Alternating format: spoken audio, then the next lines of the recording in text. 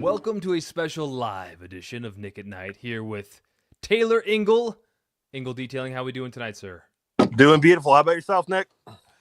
Set us, set the scene for us. We got the cornfields. What are we looking at here? Oh, you're looking at about 148 acres of pristine farm ground. We're going to be working it up here in, I'd say, 2-3 weeks. So, yeah, it's where I live. It's my home. So it's peaceful out here, Nick. I absolutely love it. And, the scenery is great. Obviously, it looks a lot better when the corn's standing 8 foot tall. But obviously, we're that time of the year. We got to get ready to start doing some field work. Absolutely. So you are a farmer as well. I want to touch on your story, but I also want to talk to the detailer out there who's so fascinated by agriculture and industrial coatings. You run a business, Engel Detailing, but you're also with C6 Ceramics. And so I want to bridge the detailer and the ag world and at least give them a sense of how you got to where you are.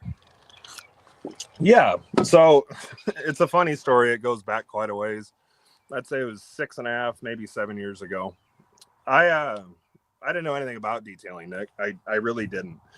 All I was doing was just trying to keep our own stuff clean, looking nice, because obviously we take a lot of pride in our stuff. We don't have the newest equipment, but it was new to us. So we obviously wanted it to look its very best. Well, stumbled across a polisher and a toolbox that my dad had bought from a farm auction somewhere, and he brought this toolbox home, and he didn't know what it was, and I did a little research. I'm like, oh, it's a buffer. And he's like, well, see if you can figure out how to run it. Well, long story short, I figured out how to run it, Nick, and started doing our own stuff. And then I started working with, you wouldn't believe this. It was just a wool pad that was on this thing. I mean, it was a big 8-inch rotary wool pad that was on this buffer. This big DeWalt rotary corded. I mean, it weighed like 15 pounds. But this thing was massive. But got it figured out pretty well. And I started doing all of our own stuff. And lo and behold, the neighbors started asking, hey, you want to come over and do ours? Well, sure. And Nick, And were you working on farm equipment or cars? Sorry if I missed that. oh, just nothing but tractors. Okay, I mean, so you started on tractors. Yep, absolutely. I didn't have the courage or the balls to put any kind of pad to a little bit of clear coat because I didn't know what I was doing. But tractors, it's like, what's it going to hurt? And no, it turned out great. The neighbors started asking if we could, clean some stuff up for them. And I was like, sure. So I did it on the weekends while I still had a full-time job. And then it turned into something to where it started getting more and more backed up and started obviously doing a lot more equipment and made a side hustle out of it. And then it turned into a full-time gig. But if I'm not lying, Nick, I was polishing tractors. And I mean, this is just, like I said, I didn't know any better. I was hitting with a rotary and a wool pad. And I was doing it for like $300 a piece. What are you doing them for now? About $4,000. I mean, that's on the low end. Hey, so Kimberly MC says, is that a real background? Looks so peaceful. So part of this live version is that I want to have people out there, if you're curious, questions from Taylor. Yeah, it's like, is it real? It's not a green screen. This is a green screen. All right. Who knows what's back there? Some kids art from their elementary school. That was great. That was great, Taylor. We're proud of you. Proof's in the pudding. And I'm sure you're just drinking coffee out of that tonight on this Sunday evening. Yeah, it's coffee. It's coffee. Hey, so talk to me. So you're doing these big ticket items now. How did you get from doing the neighbors' tractors to not only a polishing the tractor for a high ticket, but also like ceramic coating it with industrial or agricultural coatings? It was a roller coaster, Nick. And the thing about it is I polished tractors long enough to where I got really good at it, but I was covering them. What was the product? It was Mother's Carnauba wax. I mean, it's the stuff in the steel tin that you got that you pop the lid off, and you had to get a screwdriver in there to pop the lid off. But I mean, we were hand applying wax on tractors, and I go through like 2-3 cans of that a month. And I mean, that stuff's supposed to last somebody a lifetime, I swear. But I didn't know anything about what a ceramic coating was. Never heard of that a day in my life. But I wanted to figure out how to keep these things looking better. So, a couple of internet searches here and there, got tied in with some fellas up in the Canadian region and brought me on board. And they said, you ever use the ceramic coating? And I'm like, the hell is the ceramic coating? And what year was this about? Just like ballpark me. So this is right. This is right before COVID. I mean, Okay, this so is not that long ago. no, my business boomed during COVID, and that was the wild part is, this is like 2019, I think, when I started doing that, and I got brought on with um, the coating company as an installer, and I joined I was in June of 2019 that I joined this coating company, and by the time we got to December 31st, I was their number one installer, and I had already lost 6 months opportunity to actually apply these coatings compared to a lot of the other installers. But within the first 6 months, I surpassed everybody else. I was already there for a year. How would you attribute your success? Like, what do you think it is about you? Because you're really good at a lot of different things. Like, if you haven't Yeah. seen Taylor on TikTok, Engel Detailing, Engel, you've got great shorts over there. And I even noticed when we were together in the C6 DIY, umbrella booth at SEMA, you had a Yeah. real gift for these shorts. I was like, oh, he's got it. And then I was looking on YouTube doing a little research for the podcast, and there you are with the local rural radio, and he's interviewing you, and you've got a big tent out at the state fair or whatever, and it says like, ceramic coatings never wax again, and you're on camera and you're not afraid to be on camera. So you do a lot of things well, but I'm wondering what you think made you like the number one installer for this coating company when you first started talking or working. Well, at the time, it was because nobody else was doing it. I mean, you always hear the whole tapping into an untapped market or tapping into a niche market. Well, for me, it was a perfect storm because not only did I know all the pieces of equipment that I was working on, but I was also really good at the detailing aspect. So not only do I know exactly what I'm working with, or, I'm able to have that conversation with the customer about his, Case International MX270 front wheel assist tractor. And, I know the ins and outs of that. And for me, it's relatability with the customer base. And not a lot of people have that. And for me, I was very fortunate to be able to have something like that. Is, what we realized, a lot of our ag installers, they're actually farm kids themselves. And they do a really good job. I mean, they know how to talk the talk. They know what these machines go through. It's relatable with the customer. I guarantee when you're talking to somebody, the basis of a conversation is, either curiosity or relatability. And for us on our team, it was the relatability aspect. Not only were we good at, like I said, the detailing, but we were good at talking the talk.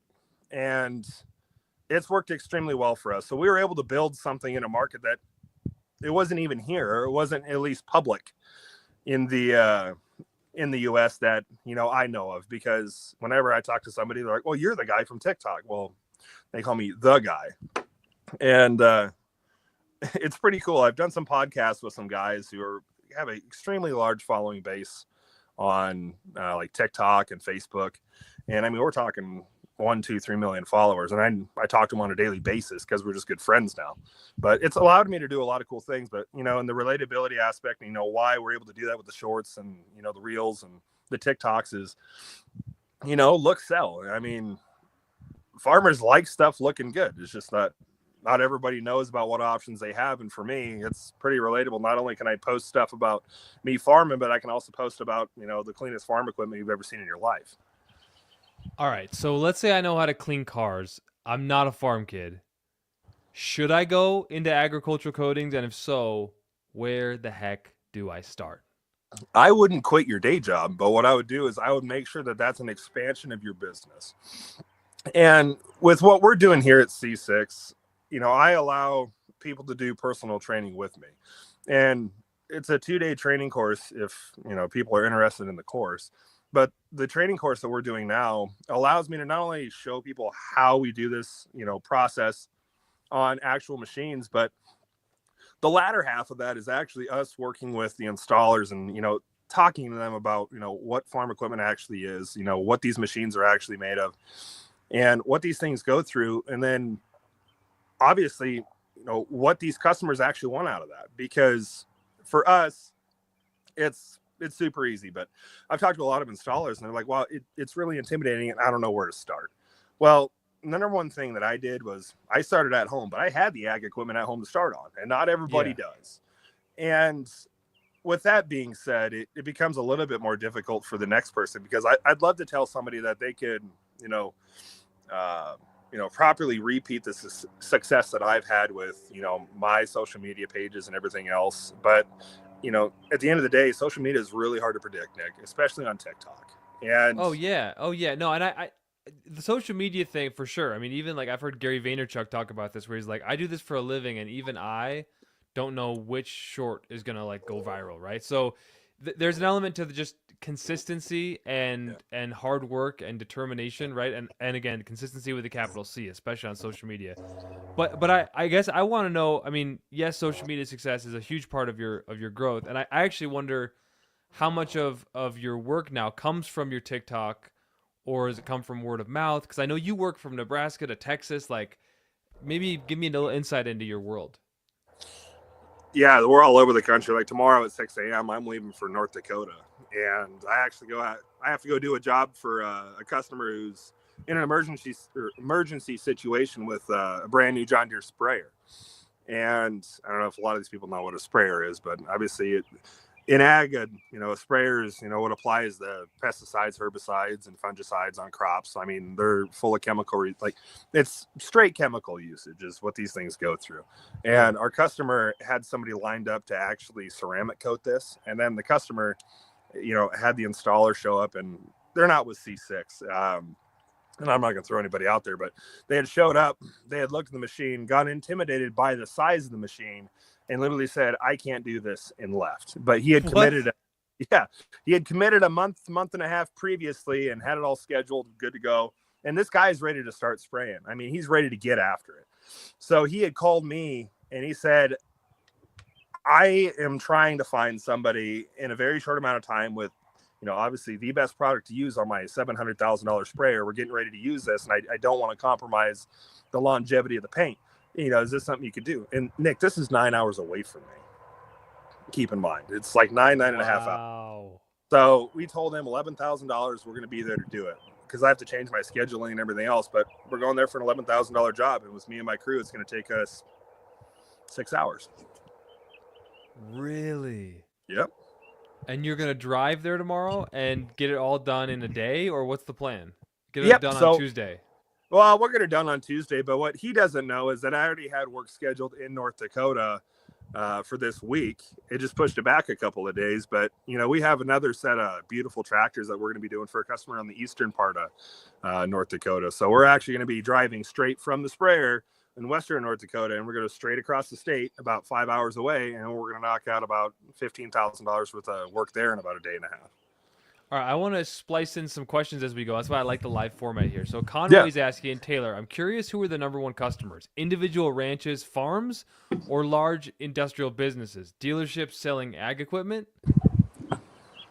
Yeah, that's actually a really good question. So for me, it's pretty much been the social media aspect really, reels in a lot of high-end clients, just regular farmers. The revenue stream for us, I would say, is 85%, farmer base. Now, with the companies and the organizations, what I like about what we do is that when you're in ag, more than the next Joe Blow a quarter mile away. You know a lot of people in the area. And when you exhibit a really good work ethic and you exhibit a really good product that actually holds up tried and true to what you say it does in an ag sense, word of mouth really spreads like a wildfire. Now, what we've learned is that with manufacturing companies and, implement dealerships, they're all people that are inside there. And typically the people that are inside those manufacturing companies and dealerships and every so forth, they come from a farm-based background. And with us, like we go do quality work for guys down in Texas, and all of a sudden we have, 3 other manufacturing companies that are actually extremely interested in actually putting this on their stuff. I mean, I was in Iowa, it was a month and a half. No, it was before I went down to Texas, Nick. It was in Iowa. And, this customer had said, hey, I have a fertilizer machine that I'd like to have done, but it's still at this company. They're working on it, and they're putting this, GPS attachments and stuff on there for, for precision planting products. And we're like, okay, that's fine. Well, I wanted to make the best of it. I said, how about we just go do it there? And they said, yeah, absolutely. And we've actually told the guys about you. and they're actually really interested to hear what this whole ceramic thing is about. And then, and by the way, this is the same exact time I had to go pick up someone's side by side up in Minnesota. So I ended up having to get dropped off at this location, and then my employee ended up going 2.5 hours north to go pick up this nice expedition that was sitting in a detail studio. But I got dropped off, and it ended up being this manufacturing company that everybody around here knows. They call it Doe's Manufacturing, and they make like header trailers for combine heads and, you know, fertilizer attachments. And I knew exactly who they were. I just didn't know that that was them. And then I get there, and then I was awestruck because I'm like, oh, this is huge, because I know these guys. Like, they sell equipment in my backyard. And then they come up to me and they're like, you're that guy on TikTok. And I'm like, small world. So in the ag world, because I know your TikTok is big, but it's not gigantic. It's not like you have like a million followers, right? You have under 100,000, I think. But in ag world, each one of those numbers is a person who knows something, or maybe is in. So like that's actually a big following, I imagine, if it's the right people, right? Oh, absolutely. Well, the thing about it, Nick, is, you know, I make one post and I have 70,000 people that follow me on TikTok, and it's not a huge following base, but when you're running a company based off of interactions with, you know, human beings on a day-to-day basis, 67,000 people, 70,000 people is a lot of people. Totally. And I wasn't trying to minimize you. I just like, you're not no 10 million, but you have a lot of followers. I just wondered if, you know, sometimes they pop, sometimes they don't. I want to stay focused here. What percentage of farmers are coding their new equipment, Taylor?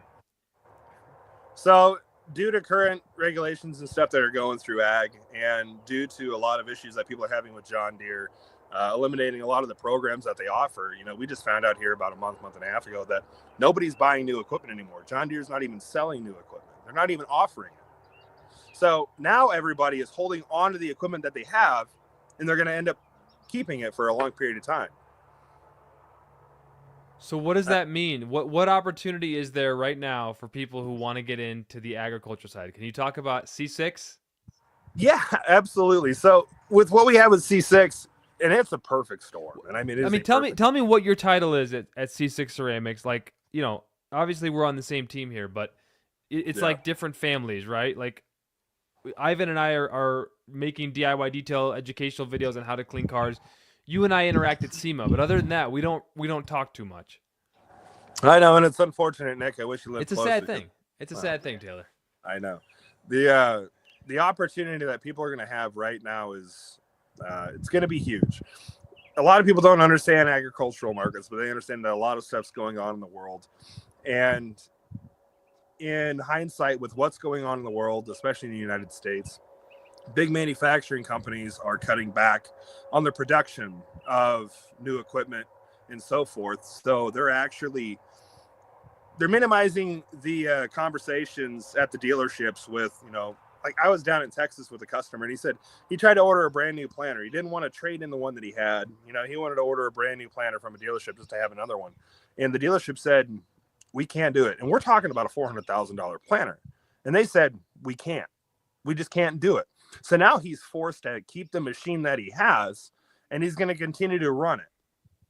So in hindsight, we'll get into that a little bit if you want with the whole John Deere thing. But in correlation with that, guys are going to be holding on to their machinery. They're not going to be trading it off year after year. So the high-end clientele that, you know, wouldn't think it was worth it to do it on their equipment, they're going to be trading their equipment off, you know, every single year. Now they're holding on to it. Now they're going to have to hold on to that equipment. Now they're going to have to keep it and run it. So the high-end clientele in the ag industry are now going to be holding, you know, $2, $3, $4 million worth of ag equipment easily, and they're going to be holding on to it. And then they're going to be seeing, how do I take care of this equipment? How do I make the investment to make sure this actually stays proper? Because I'm not trading it off in 6 months. It's, you know, it's going to stay in my shop.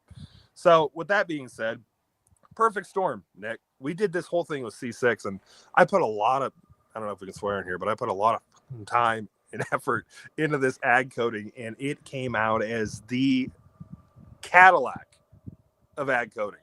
And I mean, tell me about it, because I know at SEMA in November when you were meeting and greeting, it was still in the works, right? So what is available from C6 in the ag department? So our C6 Agro is what we're calling it, is our pinnacle of ceramic coating. So that is our hand applied coating that we're putting on every piece of ag equipment that, you know, we can obviously get our hands on, you know, after we're polishing. But our C6 Agro is insane. The amount of solids content, the amount of gloss depth that we have in this, it is awesome. And if you are interested in actually obtaining the C6 Agro, which we're putting on, you know, obviously after we're polishing a tractor, you know, polishing surfaces, you know, it's obviously exclusive for polishing afterwards. And I'll get into the industrial coating in a little bit, but our C6 Agro is what we're applying to these tractors and machines, like especially these brand new ones. And it is crazy the amount of hydrophobics we're getting out of an agricultural ceramic coating. But with our extensive testing, like we put crazy amounts of fertilizer and, you know, pesticides and herbicides through this, like through our testing program. And it is insane how well this coating works. And customers absolutely love it, because you can't go out and sell a $7,000-8,000 job on a sprayer and, you know, put a coating on it last maybe 6 months. You know, I was in an industry where that did happen a couple of times, and I kind of had to eat that. But when I was given this opportunity, I made sure 100% that if, you know, money wasn't an option, you know, money wasn't an issue, that we were going to come up with the best coating, period. And Nick, we have not only hit it, but we have knocked it out of the park. So it is. Can I just wash a tractor, polish it with gold standard polish, and apply C6 Agro and call it a day? Like, what do I need to know about coating ag equipment if I've never done it before? What? And I'm sure Nick, there's a lot. It's not hard because it's single stage paint. Not a lot of automotive guys have worked on single stage paint, but, you know, in our sense, it's very durable single stage paint, and it's not very hard. And I would say absolutely, you know, for the guys that are starting out that are obviously with C6 or DIY, yeah, Gold Standard is a really good product to be using, especially on the, you know, mildly oxidized to brand new paint. Excuse me. But for us, C6 is actually coming out with an entire lineup for not only their polishes, but their actual heavy cutting compounds and so forth. So we're coming out with the pads, we're coming out with the polishes, we have the coatings, like we're going to have everything start to finish, and it's going to be fantastic, but we're still working on it. I'm excited for the cutting compound and the wool cutting pad. I know it's been a big conversation between you and Ivan in terms of, you know, getting that done, because you like a big heavy hitter, right? Do you cut with a rotary, or how do your guys do it? Right, there's the way that you do it, maybe the way that you teach your guys, and then you turn around and they're maybe doing it. Like, how does your crew like to polish tractors? So obviously, I'd say I was growing up on the old standards, but 6 years ago, I started out with a rotary with wool, and that's what I did. Now, in severe circumstances, if I didn't know any better, yeah, I'd still be using a 8-inch wool pad on a rotary, and I still do from time to time because it's very tried and true and it's effective. But for us, you know, DIY's long throw DA has been a game changer for us in what we're doing. Have y'all been using the cord-free DA? Have you tried? Oh my gosh, yeah. The cord-free DA is amazing. You want to talk about? It's sold out everywhere for a reason. Like, this is not a gimmick. The cord-free dual action polisher from DIY Detail is fantastic. I know it's my company, but it's so good. It's balanced. It just does what you need it to do. The handle is a handle and not a battery. You're just like, oh, this is what I've been waiting for. I just want a machine that does the job, feels good. I don't know. What do you like about it? I'd like it better if this train wasn't driving by me behind. I hear you perfectly. You're doing beautiful. Okay. Yeah. Now, what I love about it is the effectiveness of a tool. If I'm going to be holding, a polisher with an 18 millimeter throw, and I'm going to be holding a polisher with a 25 millimeter throw, I don't have to work as hard running a bigger throw tool that's going to be not only more effective, but more efficient, and obviously more, cost productive for me, because I don't have to be at the job as long. Because I have, 2 full-time employees right now. And if I was sitting there telling them to run with an 18 millimeter throw, they'd be going over everything twice. So you live in Nebraska, the cornfields behind you. You're a true farmer. I love the talk about our dual action polisher. Scott Barber says ordered the cord free from Carzilla because I'm not patient enough to wait for them to be available again. LOL. Yeah. But I just want to know, like, again. So if I'm like I'd be down to like pay for a 2-day training with Taylor. I'll fly out and spend a couple days with you. But if I'm not quite ready for that yet, where could I start? How could I dip my toes in the water and see if ag is for me? So obviously, everybody's situation is completely different, but you have to see about the environment that you're in. I mean, there's guys that live in Detroit and in Chicago and, in big populated cities. What I'm going to tell you is get outside of the city. What's going to be outside of the city? Because obviously the city has to end at some point, but get in areas where you start seeing, mile long cornfields, and everywhere in the country there's ag. If you're in Florida, you're talking about, orange country. I mean, they have orchards and stuff down there. I have contacts from Florida blowing me up all the time about, working on their equipment that actually goes through orange trees. And I've got a company out in California who goes through a bunch of apple orchards and stuff out there. And then you wouldn't believe it, but in California, there actually is more than just like San Fran and Los Angeles. I mean, there's a lot of ag in Northern California. I mean, coast to coast, ag is everywhere. You get to North Carolina, there's a bunch of ag. You get into Illinois. Illinois is one of the biggest states for crop production. It's just, you have to get out of city limits, and you have to realize that outside of the city, agriculture thrives. I mean, there's not guys rolling around with Bugattis out there in central Illinois that are, slamming corn on the ground. But what I want you to understand is that, if I were to buy a McLaren today, I could probably spend, $200,000-$400,000 on a McLaren, and it'd be a really nice McLaren. And most detailers would think, now that is a high-end luxury car. Like, that is a supercar. Yeah. $200,000-$400,000 in the ag sense isn't jack shit. I mean, really? I just bought a tractor this last weekend, Nick, and I'm not gonna lie, it was a $300,000 tractor. Now, was I shaking in my boots a little bit when I wrote the check? Yeah, absolutely. But you know what? It's what I need in order to do the things that make me money. So it's not a luxury, it's a necessity. And if you get into the world of ag, this is a necessity. So it's a lot easier of a sell to a customer base that needs this rather than just chooses to have it. You know what I mean? Oh, I totally know what you mean. And is it an untapped market in the sense that like not every tractor out there is already coded by all the people trying to rush in, like, or should I encourage people to get in? Should I not? Like, give me a sense of you're on the front lines.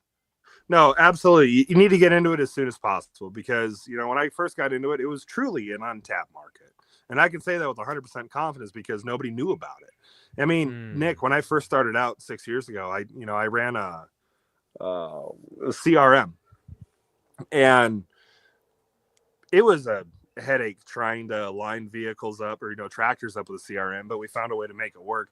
Nick, at one point in time, after like a 4.5-5 month period, I had 1,700 leads that I hadn't even gotten into contact with in my CRM. What? I could literally go through it. I could pick and choose which jobs I wanted to do. And I was pulling, I'd say it was about 25,000 a week, 20,000 a week. I mean, that's on average. Oh my gosh. Yeah. That's wild. But things have definitely changed. I'm not saying that that's how it is right now, Nick, because like I said, that was during COVID. Everybody spent a lot of time on their phones, and interaction with farmers was, pretty simplistic back then. I mean, you go to the city, you have to, mask up and everything else. But, talking with farmers, they don't give a shit.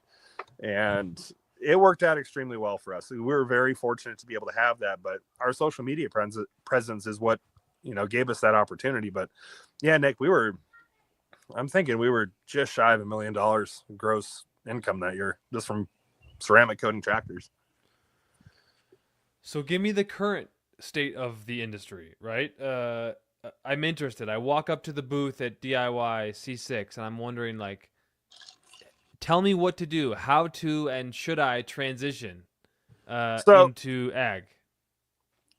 Today's day and age, it's a little bit different because once people started catching on that you could actually turn a profit doing this, and with another company that I was with, I did train some big heavy hitters that went out there and they absolutely dominate in the ag industry, and they're doing it to this day. Now, happily, with the credibility of being there that long, there's been a transition in companies with them, and obviously, like with C6, they're just going out there and absolutely killing it. But now they have a superior product that's actually dominating any other coating on the market that's claiming to be an ag coating.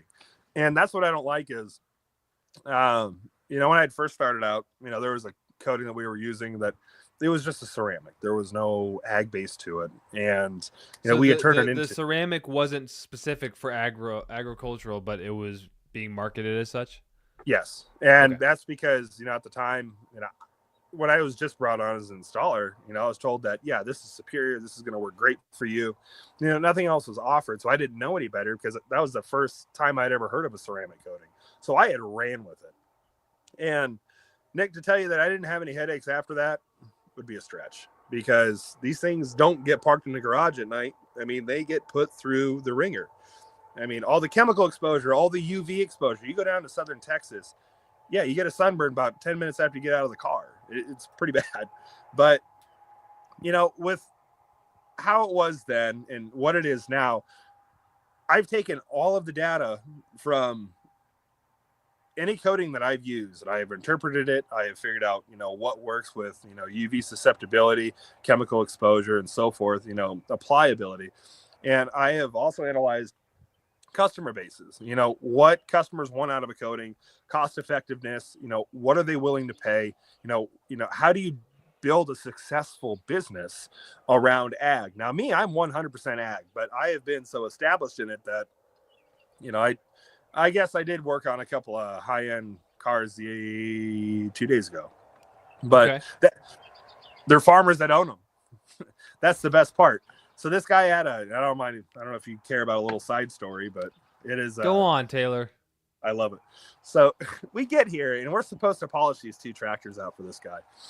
And we get to polish them right away. And then, the boys, take off on it. And all of a sudden the dad of the kid who reached out to me walks in and he starts asking questions. And he's like, "Hey, you got a little bit of time?" And I'm like, "Yeah, sure. Fuck it. Like, where do you want to go?" So we jump in his old Dodge pickup and you're thinking like, this thing is just beat to shit, like he doesn't care. Yeah. And I'm like, these are my type of guys. But he's 76 years old. He takes me to this big 80 by 120 shop that he's got out of his farm place. And Nick, it is lined, and I mean lined wall to wall with classic collectibles and antiques. And he said out of every single antique car that's in here, or collectible car, they're all either 30,000 miles or less, and they're all wrapped up. They're double wrapped. He had a 1961 Chrysler 300. It had 71 miles on it. He bought it brand new off the showroom floor, and he had never titled it a day in his life. What? And it was wrapped up on jack stands. And I mean, this is a guy who farms. I mean, you talk to him, he runs a painting company with a little bit of sandblasting, and he farms quite a few acres. But that's how we ended up getting into doing high-end cars with this guy. I mean, we have 7 of them lined up here in the next 3 weeks that we got to go do. I mean, I've got 2 fastbacks to do. I've got he's got a couple of Continentals that he wants done. What else has he got? And what are you coating them with? So those, I'm using the C6 Diamond on them. Ooh, because it's a perfect coating for your kind of show, Oh yeah, I mean, they're not getting. Queen.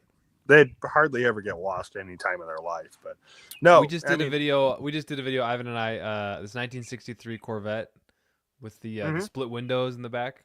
And he was talking about how most of the time the convertibles like appreciate the most value, but because this one had the split window, it's actually appreciated more.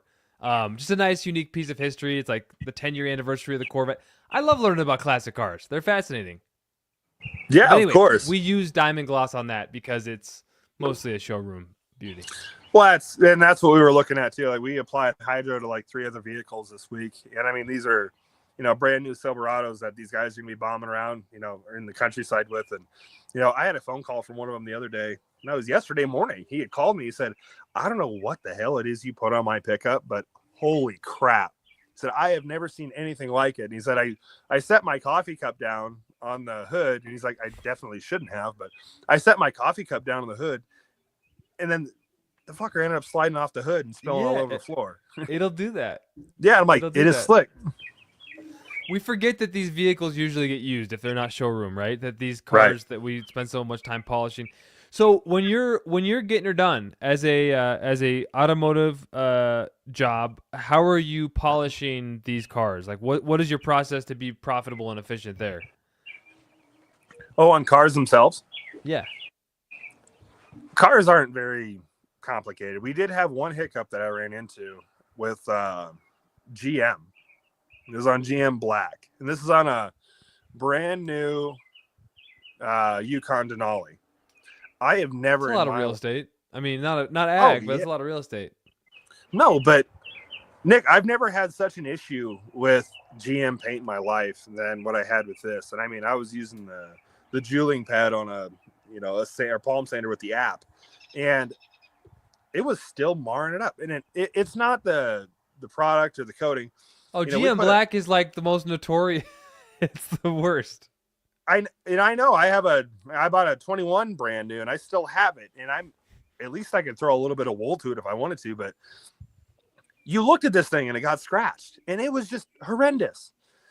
And we ended up putting a paint gauge to it, and I was getting readings of like 1.9, 2.3, 2.4, where GM, they state that they're gonna, they guarantee 7 mils of paint, or 7 microns of paint. I mean, we're getting like 1.9. We had the 1.9 on the lower part of the front fender on there. I mean, there was nothing there.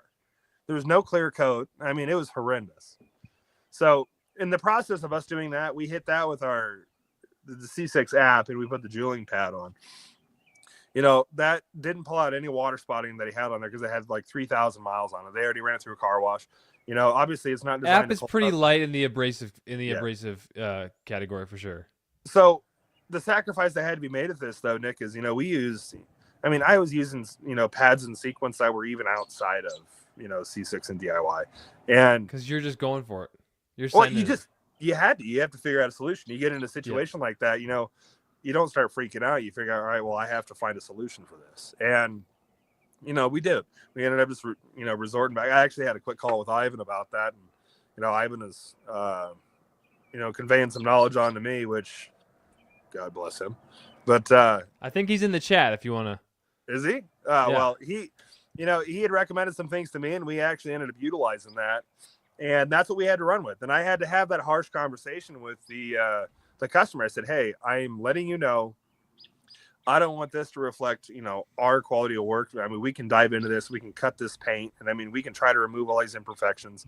I know it only has, 3,000-4,000 miles on it, but, we're just making it worse.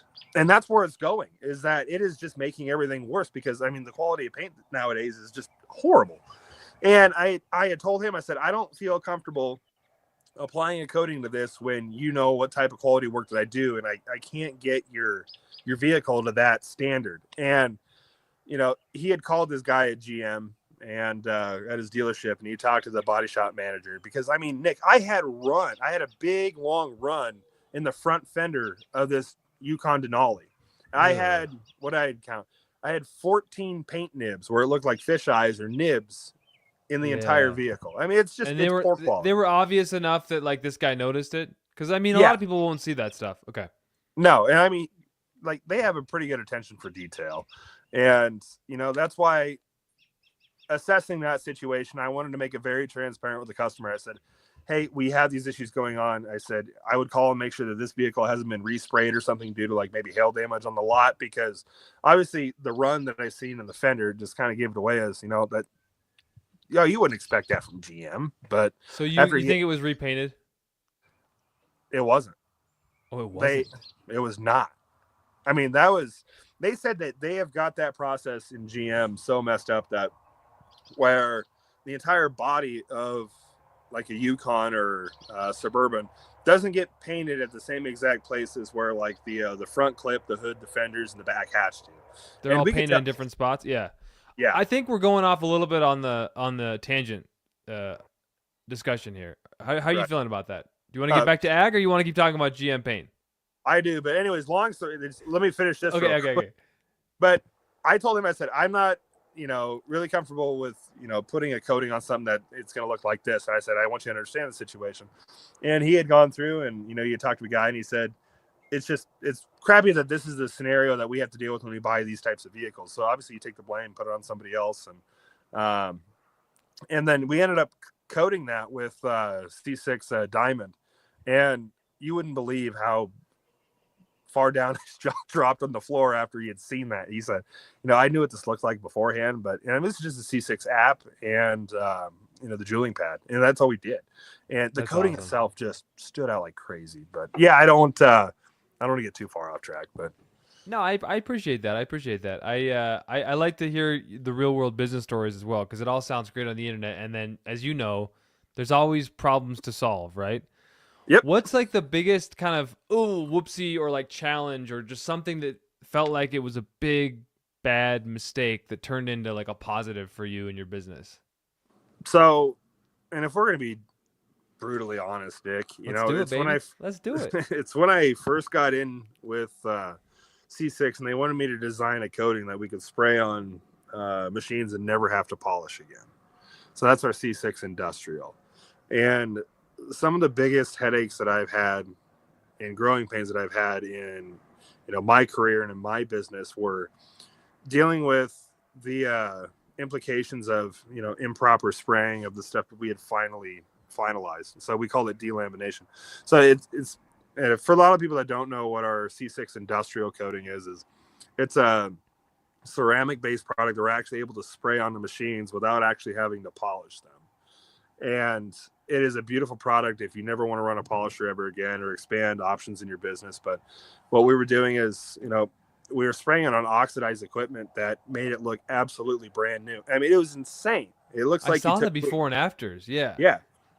And it was amazing. And I started dabbling into the deeper waters of, what the coating can actually do and, how minimal of labor that an individual had to put into it to actually spray this stuff. Well, I had a couple of sticky situations where, I had a couple of brand new pieces of equipment that I decided I wanted to spray and go ahead and try it on. And, different companies have different types of paint, and the paint that they have is a hell of a lot healthier than the stuff that I was trying to spray it on. So we went ahead and we did a customer's piece of equipment. I mean, this is a $10,000 job, Nick. And we had sprayed this, and he was like, this is insane. Like, it is like, that is amazing. And then he put it in the real world and actually started using it. And all of a sudden I got a phone call, about a month and a half later. He's just like, hey, so it's starting to peel off. And I'm like, oh no. So I had to make it right with him. We went back there and completely hand scuffed it down. Obviously took off the industrial coating off that didn't bond to the healthy paint. And yeah, that was one of the worst ones that I've had. So what have we learned since then? What does that mean for the end consumer who wants to trust the C6 industrial coatings that Taylor has designed? So what that comes back to, Nick, is there is somebody on the other end of this not trying to sell snake oil. There's a guy who's going through the ringer, figuring out what does work and what doesn't work and what products we need to accommodate the things that do work in order to make them work better. And that's the thing about C6 is, we're not just slapping labels on stuff and saying, here you go. Like, it's a good product. Trust us. Let's just go ahead and move forward to this. Nick, I'm going through the trenches with this stuff when I first started out. Like, it was. And you still easy. are. That's what I love about it, right? It's like you are probably the busiest ag coating guy in North America. I mean, it seems like it. I don't know if you are, but it sure seems like.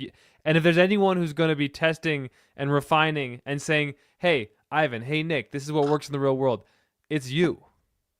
Absolutely. And I mean, I knew what I was signing up for. We have to make something not only efficient, effective, but, we have to figure out what does work, what doesn't work. And not everything can be found out in a lab, Nick. You can't. I mean, everybody's situation, everybody's scenario, everybody's techniques are a little bit different. And I wanted to make sure that no matter what we launched out, that we weren't going to have any issues with it. And obviously there's still a little bit of growing pains, but what's nice about what we're doing now is not only do we have a superior product, but then we also have the trainings that come along with the product. So, I mean, if you want to spend time with a guy who generated, $1 million of revenue just from polishing tractors, we have a training for that. You can talk with me directly. If you want to learn about this industrial coating and like how we're spraying machines top to bottom without ever bringing the polisher out of the trailer, then, we have a product.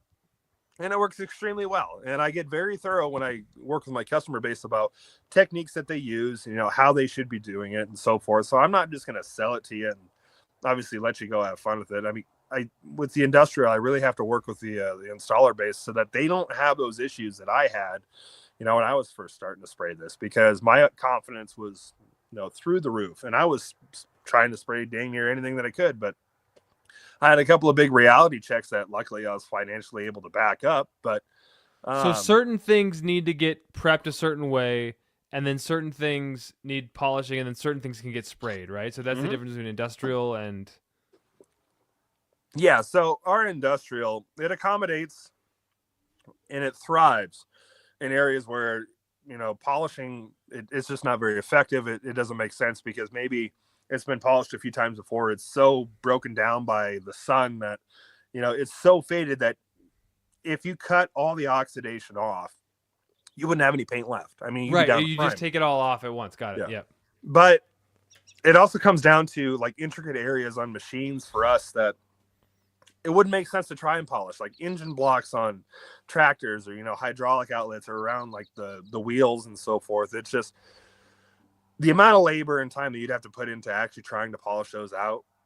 It just wouldn't make sense. Now, where our industrial coating thrives is that we can spray a tractor top to bottom, head to toe, and we can put actual, mills of coating on top. Whereas a surface traditionally ceramic coated with like a hand apply, you don't get any film build. I mean, you're filling in, the cavities of the paint, and you might get a little bit here and there, but I mean, you're not going for film build. The ceramic's very tough stuff, but when we're actually able to spray it and allow ourselves to actually get film build, we treat it as a clear coat. And I mean, this is just application.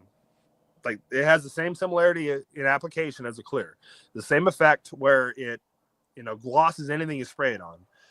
Nick, I don't know if you've ever painted a car, but you go to paint a car with like a base coat, clear coat. You spray the base coat on a car and it looks really good after it comes out of the gun. But then you come back with a clear afterwards because that base dries and it looks completely dull. I mean, you can't see any shine. You can't see any reflection of the lights. We treat oxidized single stage paint as a base coat of a car. We come back with an industrial clear that we're going to apply on the surface, and it takes all of that base color and it amplifies like you would just put a garden hose to something and made it super wet. Well, yeah, when it's super wet and it looks clean again. Yeah, and shiny. Absolutely. Yeah. But it's permanent. And that's what I like about our industrial coating is that it's not just a 1, 2, or 3 year deal, because we can't be spraying this stuff if it's going to peel off, in 4 or 5 years. Like, it's completely pointless. So we've made this we've made it so chemically resistant that, typical paint equipment, you put it in acetone to clean it afterwards or paint thinner. The industrial coating sets up in the acetone. Like, it doesn't break it down. It continues to set up. It's very difficult. So full PPE is being worn during the application of this. Yes, because personal experience, this stuff will wreck your lungs. I mean, it will kill you if you don't spray it properly. I mean, it's nothing to joke around about when it comes to application. It is some serious stuff. I mean, there's the particles, within the coating itself will destroy you. If you constantly try to inhale that and your body tries to process it, it's not going to be good. So we take that very seriously when it comes to application. But with the with what we got going on with the industrial, we've actually been able to niche that down and figure out what surfaces we can and can't apply it to, what we've been able to actually do with it, and how to generate good revenue from it. And we've got a heck of a setup, Nick, and I don't know if you've seen it or not, but we've got a portable booth. You got a trailer, right?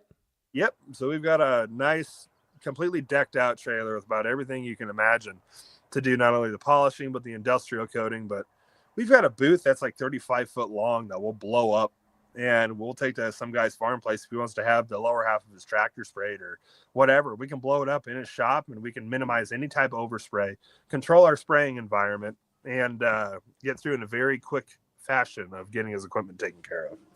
Quick housekeeping. Cars with Keeve. What's up, brother? Next Sunday, he's roasting me on this podcast. He thinks we're talking about something else. Keeve says, don't tell him.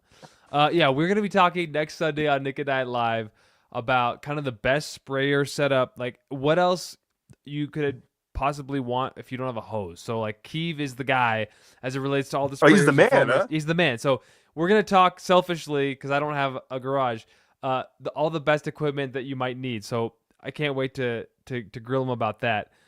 So I can't wait for that. So make sure next Sunday. And then another thing, houseofrags.com, Nick at Night, code Nick at NIGHT.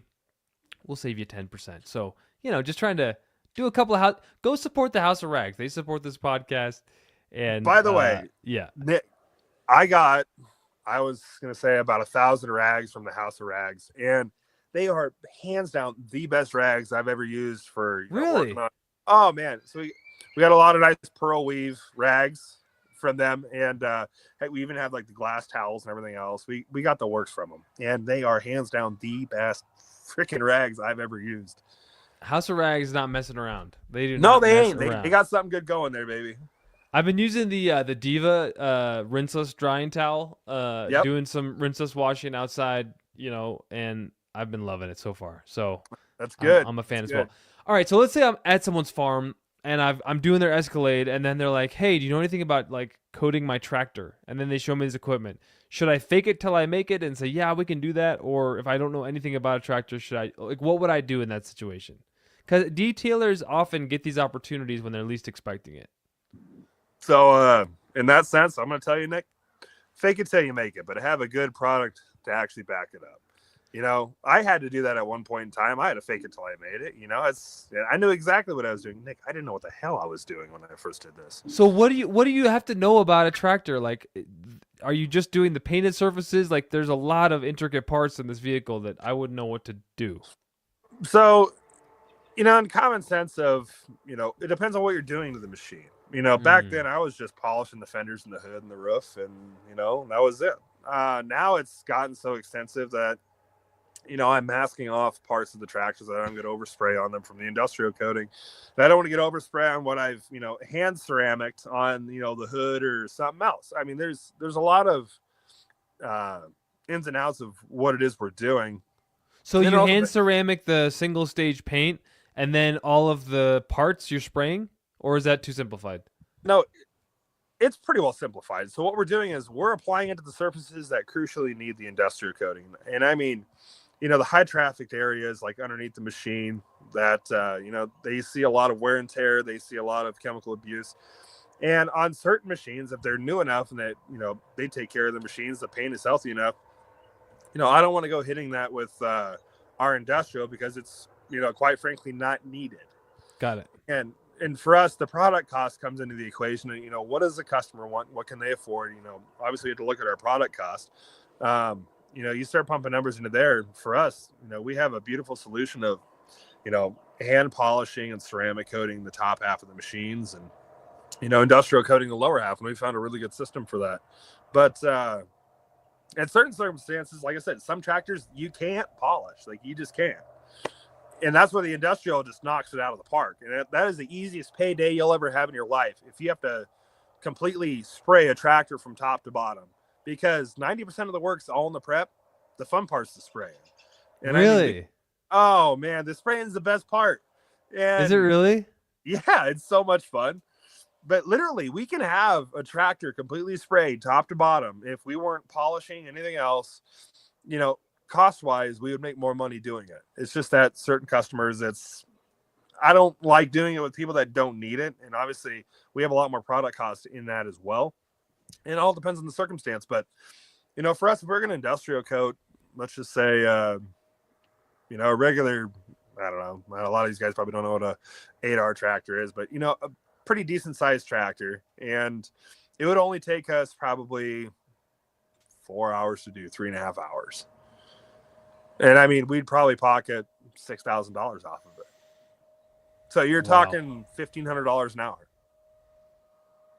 If folks want to be like you when they grow up, Taylor, and they want to learn more about C6 Ceramics, coating agricultural equipment, C6 Industrial, how do they reach out? How do they leverage all of your wisdom and the R&D that we've put in terms of finances to get these coatings ready for prime time?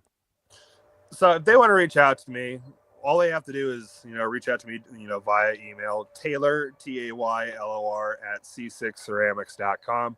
They can reach out to me on Facebook, Taylor Engel or Engel Detailing, either or look us up on TikTok. If you look us up on TikTok, I think I got some links in there that send you into the system. So you look us up, Engel Detailing. We're all over the place, so it's really hard to miss us. You're such a busy guy, but you're also so giving of your time and presence, and I appreciate your time. To end it on maybe a positive note, what's the best advice you've ever received? The best advice that I think I ever received was from a gentleman who I went and polished some tractors for when I was first starting out. And he said that, and I think we worked there till like 2 a.m. and we worked some crazy hours. He said, I cannot believe the amount of work ethic that you guys put into doing what you're doing. He said within the first 30 minutes of you being here, I understood, where your values were at, where your work ethic was at. But he said, in the midst of all of this, he said, these are just machines. They are just tractors. Just remember that all the time that you're putting into this, just remember that, that's time away from your family. That's time away from your children. That is time away from the things that actually mean the most. So no matter what you do, make sure that you maintain balance in the business that you start, in the growth that you exhibit, and in the progress that you make. Because at the end of the day, you can't take any of this with you, Nick. You just, I've got a house full of beautiful children and a wife and 2 dogs. And, I enjoy nights like this. I don't have to go out and polish and, work my butt off. So if I had to give any advice is, take advantage of people that have been through the ringer, take advantage of the people, that have learned about efficiency and effectiveness, because in the end, it definitely does alter your business, what you're about, what you're after, and obviously your life at home, because that's all it means the most is, what you come home to at the end of the day. Yeah, I love that. I love that. Just to serve the people here, Jay Clory Plestina, one last question. Yeah. Did want to ask, and this is a tough question. Ballpark initial cost for everything needed, $3K. I don't know kind of what. Okay. Well, so Ivan actually responded in the chat. Spray on, you might need like 10 grand worth of equipment. With wipe on, not much. If you want to make sure that you're not buying any more equipment in the industrial side of the coatings, yes, 10 grand. But you can run to Harbor Freight and get a spray gun, and you can run it for $30. Obviously your PPE is huge. So obviously your full body suit, your respirator, the coating, it's, you could do it for under $1,000 if you're just starting out. But if you're actually serious about taking it to the next level, like when you're doing this, the proper equipment will cost you anywhere from, 7 to 10 grand. The proper guns and so forth. But, like I said, that's a conversation I like to have with people is, yes, like there is cost to it, but there are ways to get into it and figure out if you're going to like it or not, or, if it's going to work for you and so forth. So yeah, of course, like I said, we can get into it pretty cheap, but if you're going to be professional about it and you're going to do it day in and day out, we're going to recommend the best of the best. And that's what we run, and it works extremely well. But well, it sounds like Jay Corey Plestina might need to reach out to you in the near future. Absolutely. Hey, Taylor, it is a beautiful night in Nebraska. Go enjoy your beautiful family, and thank you so much to everybody for watching Nick at Night. Cheers. Cheers. Absolutely.